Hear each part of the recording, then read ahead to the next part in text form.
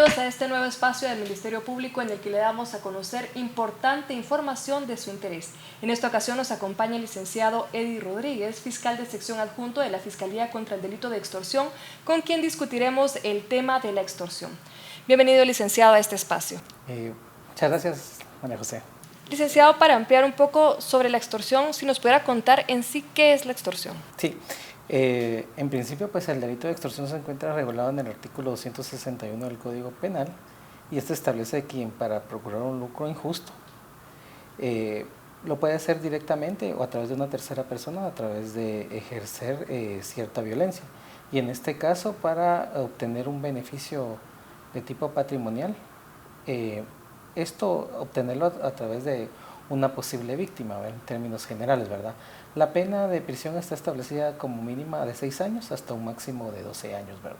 Y existen, digamos, dentro del tipo penal, pues específicamente establece que se puede hacer, debe de ejercerse pues cierta violencia, pero digamos que a través de cómo ha evolucionado el delito, actualmente ya existen sentencias de la Corte de Constitucionalidad que van más allá, ¿verdad?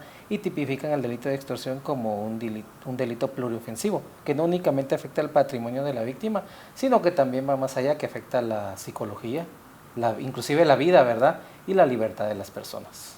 Licenciado, cuando nosotros recibimos una llamada de extorsión, pues pensamos es un pandillero. Sin embargo, tenemos el concepto de que existen imitadores y existen extorsionistas. ¿Nos podría ampliar un poco sobre este tema? ¿Cómo podemos identificar si quien nos llama es un imitador o un extorsionista? Sí.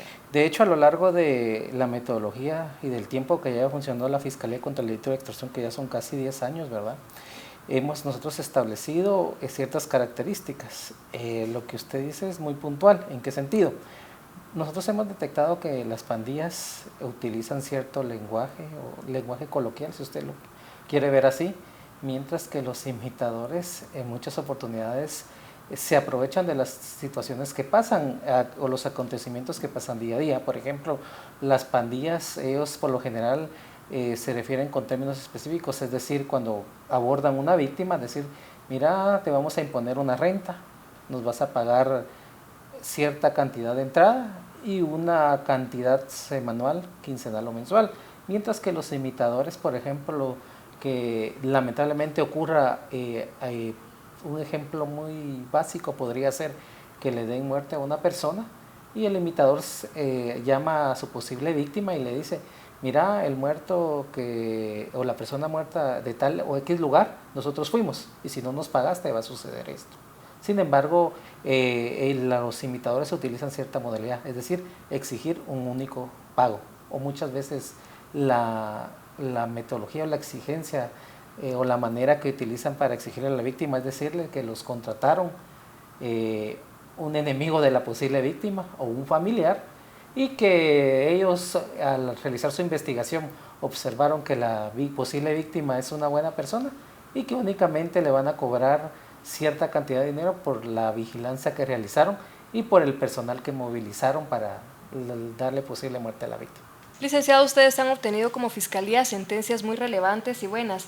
Si nos pudiera ampliar un poquito más sobre estas sentencias y qué cargos podría enfrentar una persona que realiza la extorsión.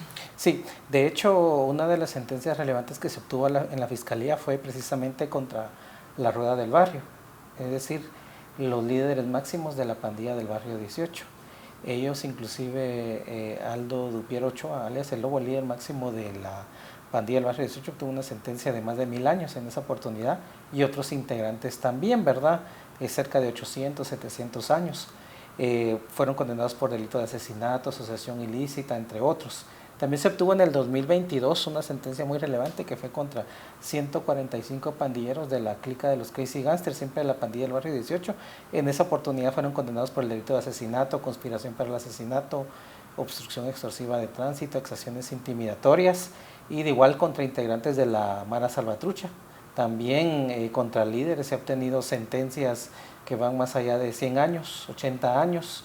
Sin embargo, ahora bien, los delitos por los cuales se puede, es decir, proceder legalmente a obtener una sentencia condenatoria contra alguna persona que participa en este tipo penal puede ser por extorsión, pero también van relacionados con tipos penales de la ley contra la delincuencia organizada, en ese sentido la asociación ilícita, que digamos en términos generales pertenecerá a un grupo organizado que se dedica a actividades ilícitas, la obstrucción extorsiva de tránsito y las exacciones intimidatorias que van relacionadas con el delito de extorsión también. Y es que también es importante conocer este tema porque un pandillero no trabaja solo, existe una estructura criminal y cada miembro de esta pandilla tiene una función en específico y es ahí en donde los delitos se van cambiando, por así decirlo, hacia las personas. Tenemos el caso también de que hay muchas personas que prestan su cuenta bancaria.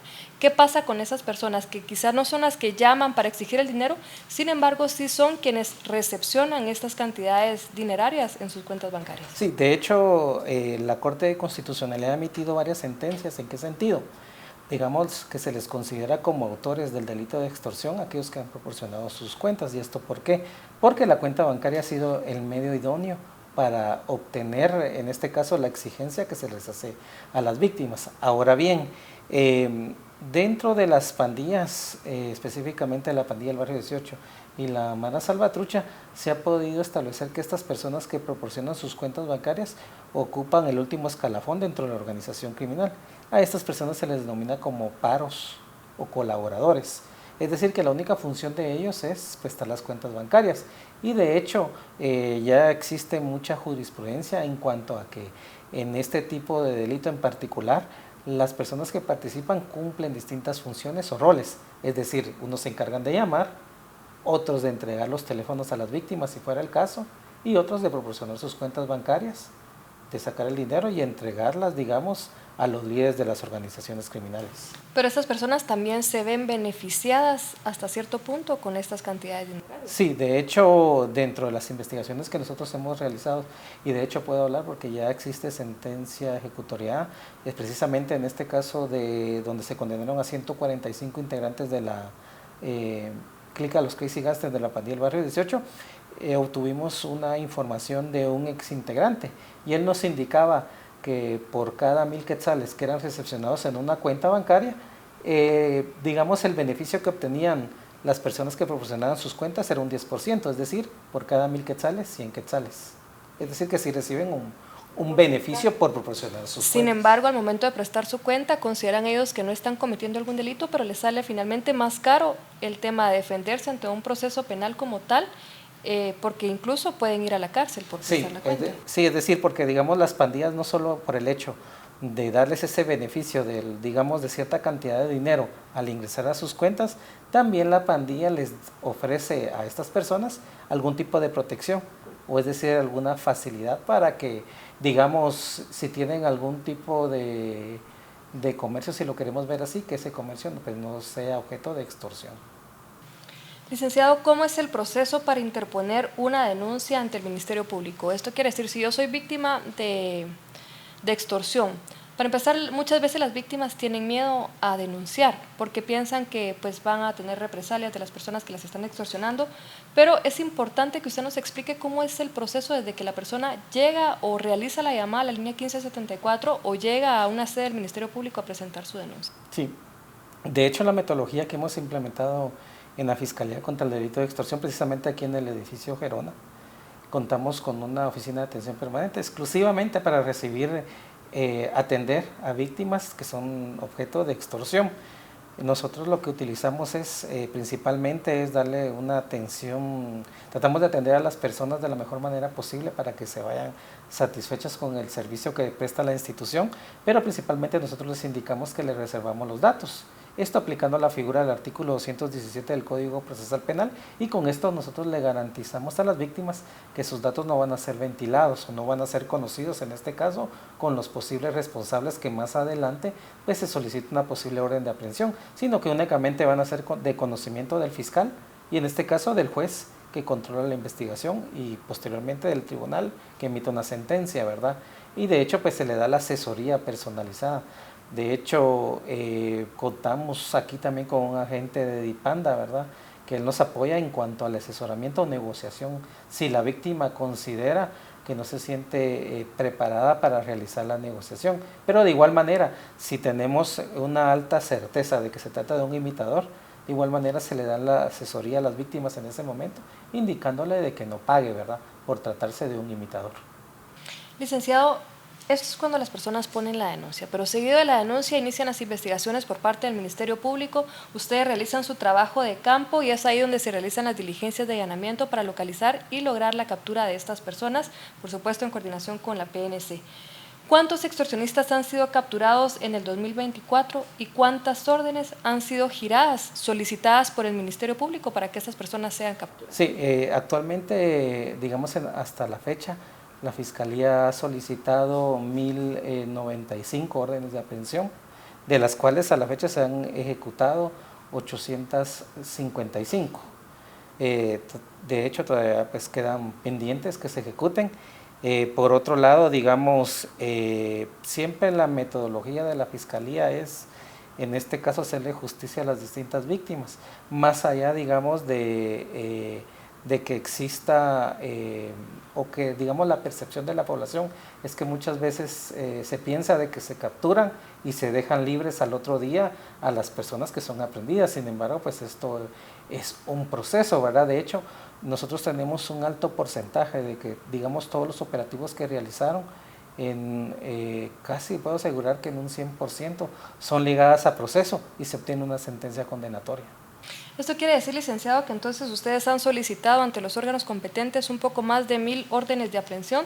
Sin embargo, la Policía Nacional Civil únicamente ha ejecutado 800, un poco más de 800, y aún quedan pendientes más de 200 órdenes de aprehensión por ejecutar por parte de la Policía Nacional Civil.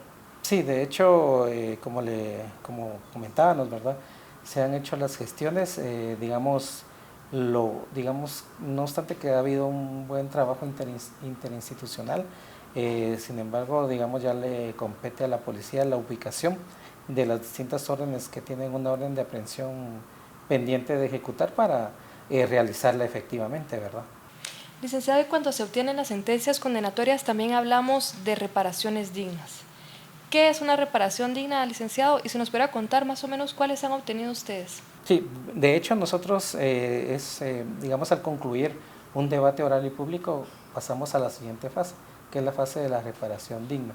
En ese sentido, que es, digamos, alguna retribución que la víctima le solicita al tribunal por el daño que fue percibido, que en este caso el delito de extorsión se encuentra catalogado como un delito patrimonial. Si nosotros al momento de obtener la sentencia se ha obtenido la reparación digna, es decir, se ha logrado que la víctima se le restituya lo que en un dado momento pues ha pagado o depositado en su momento, ¿verdad? De hecho hemos tenido reparaciones dignas de 50,000 quetzales, 60,000, quizás para una persona, quizás nosotros podamos escuchar un monto de 1,000 quetzales, pero no sabemos qué tanto le costó a esa víctima reunir esa cantidad de dinero o que tuvo temor de inclusive de perder la vida. Sin embargo, nosotros lo consideramos muy valioso, de hecho, obtener una sentencia condenatoria y además que a través de la reparación digna se le restituya a las distintas víctimas el dinero que en un dado momento pues pagaron. De hecho, como dato, digamos que el año pasado en concepto de reparación digna fueron más de 4 millones los que se logró recuperar por parte de la institución y más de 1/4 de millón que, digamos, como función social que el Ministerio Público ha realizado, es decir, por delitos en el que digamos el agraviado ha sido la sociedad, donar ese dinero, ¿verdad?, a instituciones, es decir, bomberos, casas hogares, inclusive orfanatos o escuelas públicas, inclusive algo que recordamos que también, por ejemplo, se logró una reparación digna, que el agraviado era la sociedad, se lograron donar más de 100 pupitres a una escuela en Jutiapa. De igual manera, en una escuela de Chimaltenango se donó, digamos, implementos de arte, que era una escuela de arte, para que los niños, en este caso, tuvieran la oportunidad de seguir o de utilizar otro mecanismo de aprendizaje para el desarrollo de su niñez y tratar de evitar con ello de que las pandillas los pudieran reclutar en un dado momento. En la actualidad, digamos, hasta la fecha, en el mes de junio, en el concepto de reparación digna llevamos 2.600.000, un poquito más, y digamos en concepto de ayuda a víctimas en el que el agraviado ha sido la sociedad, 406,000 quetzales y fracción, ¿verdad? Muchas gracias, licenciado.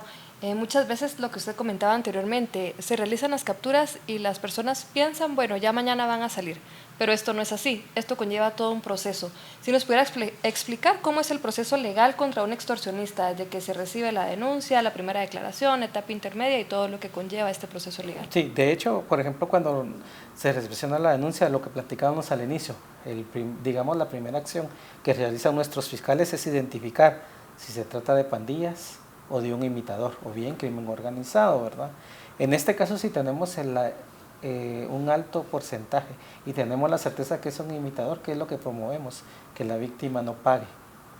Es decir, y con ello pues se han ahorrado, digamos, tratamos de brindarles también la ayuda psicológica con los profesionales de la psicología que contamos para ayudarlos en su bienestar, porque quiera que no, una persona que está siendo amedrentada a través de una llamada o un mensaje de texto que le van a dar muerte, pues la primera reacción como todo ser humano pues es sentir temor y pagar. Sin embargo, cuando efectivamente se realiza el pago, o bien lo hacemos a través de una investigación, a través de seguimientos, pues logramos la identificación de los responsables. Como usted bien indicó, pues avanzamos con la investigación, pedimos las órdenes de aprehensión y de allanamiento. Al aprenderlos, pues qué es lo que procede, escucharlo en su primera declaración, ¿verdad? La persona, nosotros, como yo lo comentaba al inicio, tenemos un porcentaje de efectividad, podría decir casi del 99.9%. Las personas son ligadas a proceso, pero derivado hay que establecer varios aspectos. Por ejemplo, si el Ministerio Público logra acreditar efectivamente que la víctima, su vida estuvo en riesgo, pues nosotros pedimos la prisión preventiva, ¿verdad? En este caso, para que la persona que ha sido responsable de la investigación que realizamos, pues continúe mientras se realizan las distintas diligencias de investigación. Pero posterior a eso, pues ya corresponde a la audiencia de etapa intermedia, que es para determinar si los medios con que cuenta el Ministerio Público son suficientes para aprobarlos en un debate oral y público. Que aquí hablamos, ya no depende tanto del Ministerio Público, sino de qué tanta carga exista en el organismo judicial, ¿verdad? Posterior a eso, pues ya nos vamos a la etapa de debate oral y público, ¿verdad? Que también dependemos de la agenda de los tribunales de sentencia, ¿verdad? Y ya posteriormente pues ya se emite una sentencia. Tal vez, digamos, las personas, entendemos, ¿verdad? La población, lo que uno quisiera es, lo agarran hoy y al día siguiente pues condenarlos, pero sin embargo existe todo un procedimiento legal y digamos que como lo establece tanto nuestra Constitución, ¿verdad? Que una persona no se le puede, digamos, establecer que ha sido responsable de un delito hasta sin haber sido citada, oída y vencida en un debate oral y público. Y más allá, no obstante que exista una sentencia en un debate, tiene la posibilidad de utilizar el medio recursivo, es decir, a través de la apelación especial. Y si no, digamos, si la apelación especial pues no procede, otro mecanismo legal. Pero a la larga, digamos, dentro de la Fiscalía tenemos una efectividad muy alta en cuanto a sentencias condenatorias, que a pesar de que existan apelaciones especiales, se confirma la sentencia de primera instancia. Licenciado, la Fiscalía contra el Delito de Extorsión es una de las más grandes en el Ministerio Público, pues también tienen presencia en gran parte del territorio nacional. Esto quiere decir que las personas se pueden acercar a cualquier sede a poner su denuncia y, por supuesto, en esta semana que tuvieron contra las extorsiones, varias de estas fiscalías y agencias fiscales participaron con ustedes en estos operativos. Licenciado, si nos pudiera contar qué fue la semana contra las extorsiones, cuántas diligencias realizaron y cuáles fueron los resultados. Sí, de hecho, la Fiscalía contra el Delito de Extorsión del 24 de mayo al 31 de mayo, pues planificó una semana contra extorsiones. La finalidad de esta era impactar tanto contra la pandilla del barrio 18, en la Mara Salvatrucha, crimen organizado y muchos imitadores que a la larga pues sí consiguieron su objetivo, que era recibir un pago de las víctimas. De hecho, ¿qué realizamos en esta semana? Realizamos 2 requisas, una en el Infiernito, en Escuintla, y la otra que fue realizada en Pavón. De la de el Infiernito, pues en esa requisa pues se obtuvo un resultado muy positivo, ya que se logró la localización de 30 celulares, los cuales pues posiblemente eran utilizados para realizar las exigencias dinerarias desde los centros de privación de libertad, 2 armas de fuego, 68 municiones, mientras que en la realizada en la granja modelo rehabilitación Pavón. Ahí se obtuvieron 15 celulares y se localizaron 17 tarjetas SIM, inclusive ahí se localizaron 26 recipientes con la posible droga denominada cocaína, ¿verdad? De la cual pues fue un logro que se impactó dentro de las distintas integrantes de varias clicas de la pandilla Barrio 18 que se encontraban recluidas en esos centros. Ahora bien, el lunes pues 27 pues ya iniciamos con ciertas diligencias de allanamiento. Ahí fueron 8 diligencias en la capital, en Misco y en Villanueva, de las cuales pues se obtuvieron 12 aprehensiones, ¿verdad? Posteriormente ya el 29 pues ya fue el operativo, digamos, a gran escala, que ahí se realizaron 59 diligencias de allanamiento en distintos puntos del país. Y digamos, el jueves se realizaron otras 6 diligencias de allanamiento, siempre con la finalidad de impactar, pero las del jueves tuvieron una, digamos, si usted lo quiere ver así, un tinte muy especial. En este allanamiento del que se realizaron el jueves 30 de mayo, ahí, con los cuales usted nos apoyó inclusive en las diligencias de darlo a conocer a la población, ahí se resolvió un asesinato que sucedió en una fiesta de 15 años, donde se le dio la muerte a 4 personas y una niña de 1 año de edad, ¿verdad? Se logró la aprehensión de 2 de los sicarios que participaron y que le dieron muerte a estas personas y a la menor de edad. Y ya por último, el viernes, pues de igual manera se realizaron 2 allanamientos, esto en Coatepeque, Quetzaltenango, de los cuales pues que fue algo como que se hizo viral, digamos el disfraz que utilizaban integrantes de la Mara Salvatrucha para darle muerte a víctimas. De los resultados finales, digamos, el total de las diligencias de allanamiento en esa semana fueron 89, las 2 requisas que se realizaron en el Infiernito en Pavón fueron 41 aprehensiones, 4 armas de fuego que fueron localizadas, 145 municiones, 52 celulares, se localizó los recipientes con cocaína y también marihuana, ¿verdad? Creo que fue una semana muy, muy exitosa, creo que fue de beneficio a la población y se le hizo justicia a varias víctimas, ¿verdad? Que tuvieron confianza en la institución y que efectivamente nosotros siempre nos tomamos, digamos, creo que es algo muy importante, ¿verdad? ¿Qué hacemos nosotros? Al momento de operativizar un expediente, siempre nuestros fiscales llaman a las víctimas y les comentamos que se aprendió a la persona que en un dado momento denunció o que logramos la identificación de los responsables que le realizaron las exigencias, ¿verdad? Creo que es algo, aparte de satisfactorio, digamos, creo que es un compromiso y creo que es muy importante para las distintas víctimas que presentan su denuncia, siempre con la esperanza, si lo queremos ver así, de que verdaderamente la institución pues le resuelva en este caso lo que vienen a presentar ante nosotros. De hecho hemos logrado, ¿verdad?, importantes capturas, hemos impactado a varias clicas de la pandilla del Barrio 18, de la MS, crimen organizado, inclusive como relevante de lo que hemos realizado en este año, logramos la desarticulación de una banda del crimen organizado que se dedicaba a extorsionar, digamos, camiones de desechos sólidos.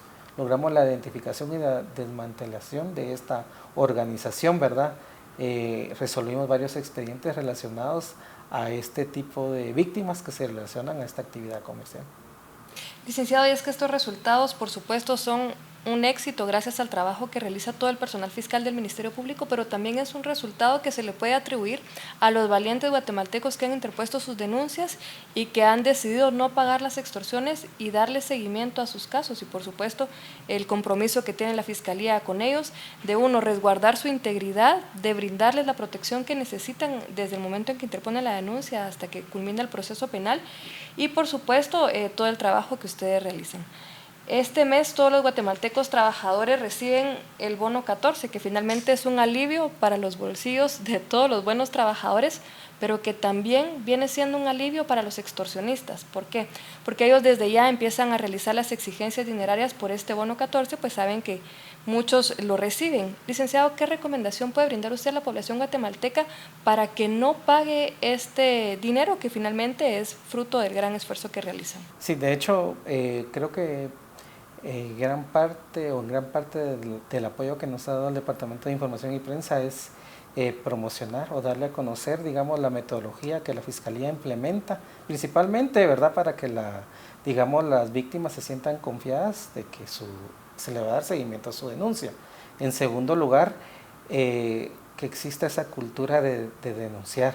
La recomendación es que se aboquen a la Fiscalía, que confíen en la institución, que efectivamente se le va a dar una solución a su caso. Y en el caso de ser, que tengamos la certeza que es un imitador, se le va a dar la asesoría necesaria de qué realizar. De hecho, aquí pueden venir a cualquier hora a presentar la denuncia. Aquí siempre va a haber personal fiscal que los va a atender. Pero algo muy importante, de igual manera, si en dado caso, porque nos ha sucedido, hay personas que sienten mucho temor, contamos con el call center, el 1574, a través del cual pues también pueden presentar la denuncia. Y no obstante que tal vez lo hacen por teléfono, sin embargo, al momento de contestar una llamada, las personas que atienden las llamadas pues les dan una asesoría y les indican qué es lo que deben de realizar. Ya digamos en la llamada, al momento de proporcionar el número de teléfono, nosotros con nuestra, digamos, nuestra base de datos que tenemos podemos orientar a la víctima y decirle, mire, no pague, ¿verdad? Es imitador. Y ya tenemos varios reportes con ese número y en ninguno se ha realizado algún tipo de pago, ¿verdad? Y a la larga eso también ha sido un éxito, ¿porque qué? Porque logramos que se ahorren, es decir, ahorrar que la víctima pues no efectúe un pago, ¿verdad? Y por lo menos lograr que tengan esa tranquilidad de que, digamos, su integridad física no va a estar en riesgo.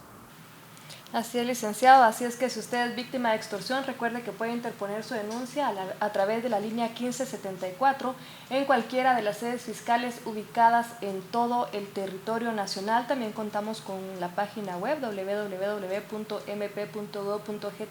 y una aplicación móvil que se llama MP Virtual. Muchas gracias, licenciado, por acompañarnos en este espacio. Le agradecemos mucho toda la información que ha brindado, que sin duda alguna va a contribuir a toda la sociedad guatemalteca. Gracias a usted, Lita. Mucho gusto. Así también recuerde que para continuar escuchando nuestro segmento de podcast puede verlo a través de nuestra plataforma de YouTube, Facebook, X, Instagram y TikTok. Además recuerde seguirnos en nuestro canal de WhatsApp y de Spotify. Esta fue toda la información por hoy. Esperamos que sea de su utilidad y que por supuesto no pague la extorsión y denuncie.